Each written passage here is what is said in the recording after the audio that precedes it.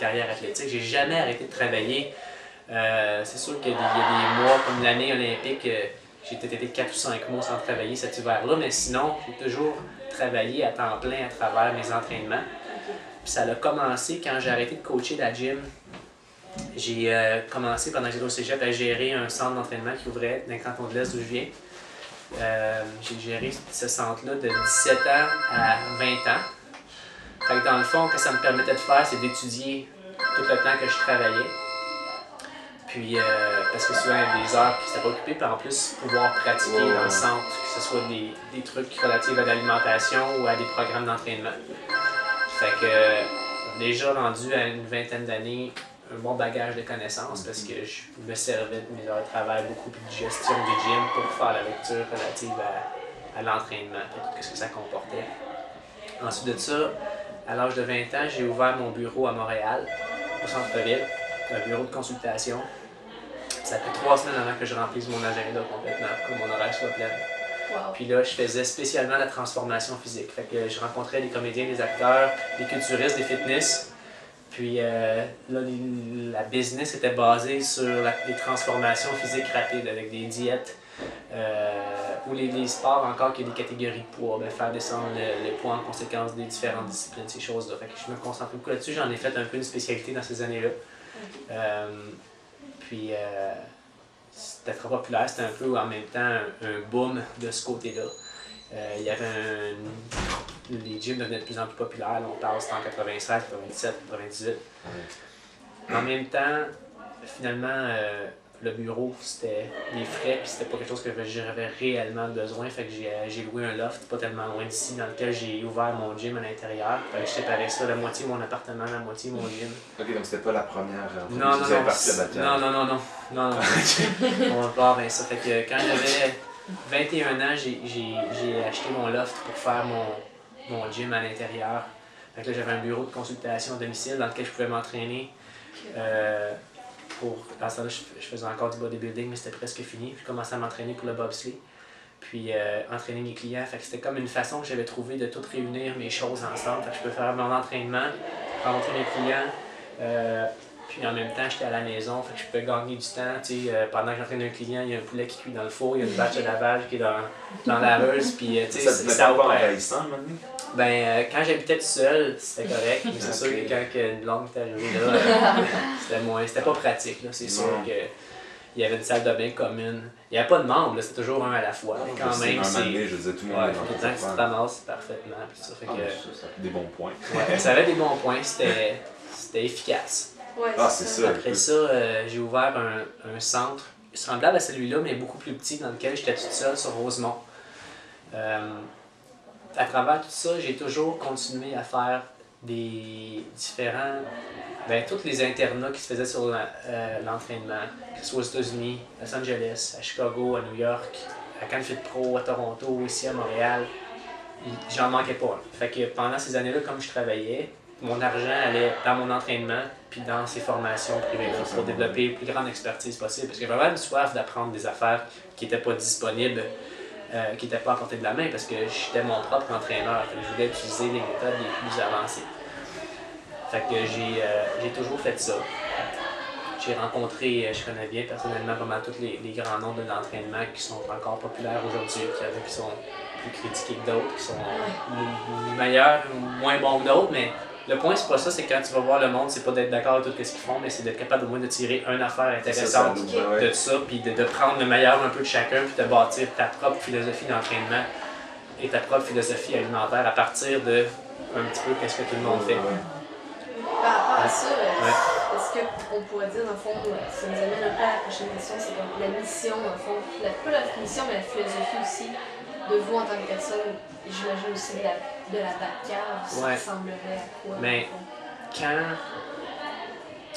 on a fait... je vais répondre à ta question, je vais juste finir un bout parce qu'il faut mélanger les choses. ça va répondre à ta question en bout de ligne. Finalement, j'avais un bagage de connaissances.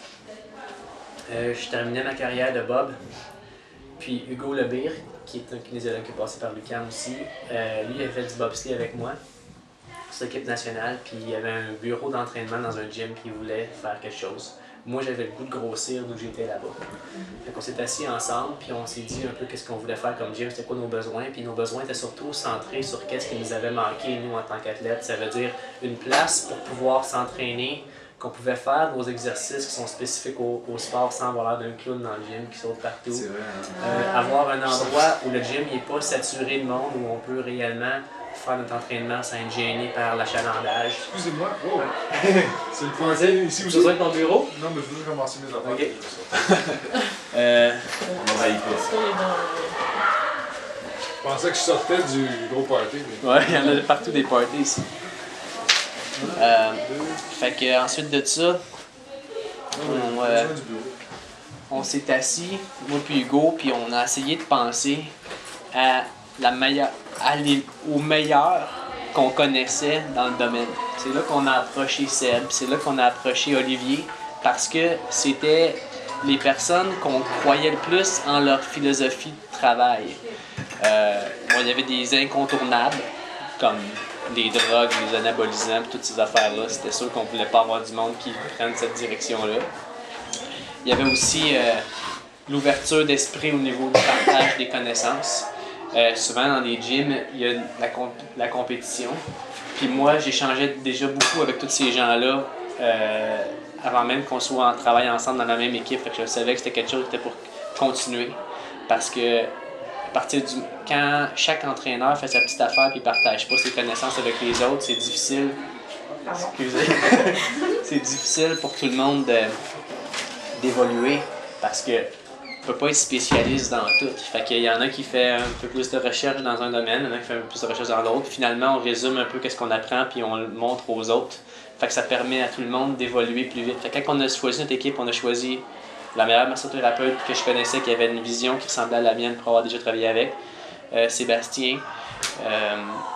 On a choisi Olivier, un thérapeute sportif dans lequel j'avais déjà travaillé aussi, que je savais comment il était passionné par ce qu'il faisait, puis c'était pas juste quelqu'un qui remplissait son horaire puis qui empilait de l'argent avec la journée, mais qui était vraiment régler le problème, trouver le bobo, passer autant de temps que ça prend avec la personne, donner de son temps.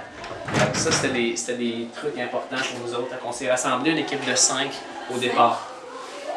L'équipe, elle et on avait, ouais, ça c'était l'équipe originale. Entre-temps, l'équipe elle a grossi.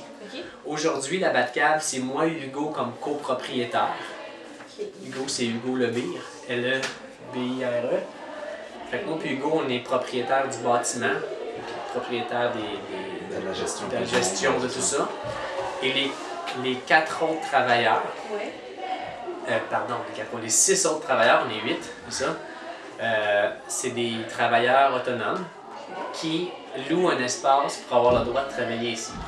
Oh, fait qu'il n'y a aucun salarié à la Batcave. Chacun est maître de sa propre business, de sa propre entreprise.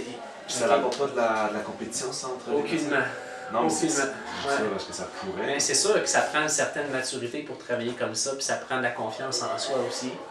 Mais il y a des affaires qui ont aidé dans le recrutement aussi, pour pas qu'on en vienne à de la compétition. D'abord, on a un peu chacun, on est tous des généralistes, mais on se spécialise chacun un peu dans notre sphère d'activité. Par exemple, Hugo, avant de faire du bol, il a fait beaucoup d'athlétisme et tout ça. Fait qu'il a comme un peu pris en charge les sports avec la course, là, le foot, le soccer, les sports de déplacement, ces trucs comme ça. Marie-Lou, avec son background de patin, mais elle a tout pris tout ce qui est le power skating, le patinage, etc. Des trucs comme ça. Ensuite de ça, moi, pour ma part, j'avais pendant plusieurs longtemps tout ce qui était en lien avec la transformation physique, le culturisme et fitness, que j'ai maintenant légué à Jean-Jacques, c'est un nouveau qu'on a recruté, que lui avait un peu moins de travail au départ, fait que j'ai tout légué ma clientèle de culturisme fitness. Puis aujourd'hui, moi, je me spécialise dans les troubles alimentaires. Les troubles alimentaires. Toutes les troubles alimentaires spécialement qui sont reliés aux problèmes athlétiques, là, aux problèmes de sport, mais aussi aux personnes en général. Fait que là, quand on parle des gens qui ont fait des diètes à répétition, qui sont pris avec le